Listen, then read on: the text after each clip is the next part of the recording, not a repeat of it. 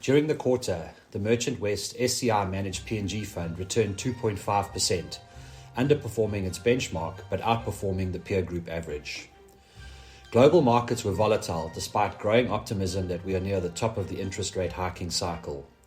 While inflation remains above most central bank targets, it is now trending in the right direction, and there is mounting evidence that higher interest rates are finally having a negative impact on economic growth in the United States. Heightened geopolitical tension in the Middle East and China's property market woes are also likely to contribute to a slowdown in economic activity and prompt central bank policymakers to start cutting interest rates before inflation is within targeted ranges.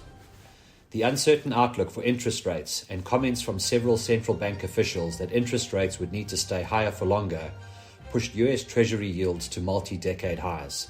The 2-year Treasury yield finishing the quarter above 5%, while the 10-year Treasury yield rose 75 basis points to 4.6%. Against a backdrop of rising global bond yields and increased geopolitical risks, global equity markets finished the quarter lower. Chinese stocks were once again the noticeable underperformers as the Hang Seng Index tumbled 5.9% in the third quarter.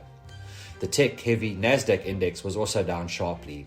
The FTSE 100 index in the UK was up 1%, one of the very few global equity markets to register a positive return during the quarter.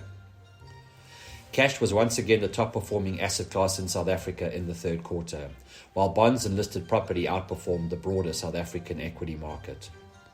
The fund's outperformance of the peer group during the quarter can largely be attributed to a low exposure to the resources sector in South Africa, as well as a lower allocation to offshore assets.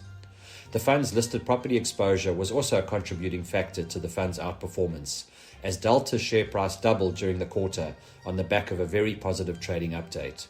Dipula B, Fairvest B, and Equitas also posted strong gains during the quarter. The fund initiated a position in the Merchant West SCI Global Managed Growth Fund at the beginning of the third quarter.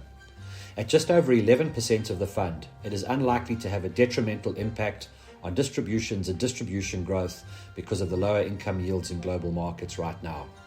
It does, however, provide significant geographic and sector diversification, which should benefit investors in the longer term. The position was initiated when the rand strengthened to below 18 rand to the dollar earlier in the quarter. Once again, a reminder that the fund is ideally suited for investors looking to build an income for their retirement and then to manage that income in retirement. The high and growing income stream means investors do not draw excessively against their capital. In this way, the investor's capital is preserved and is only utilized in emergencies during their retirement, irrespective of how long that retirement lasts.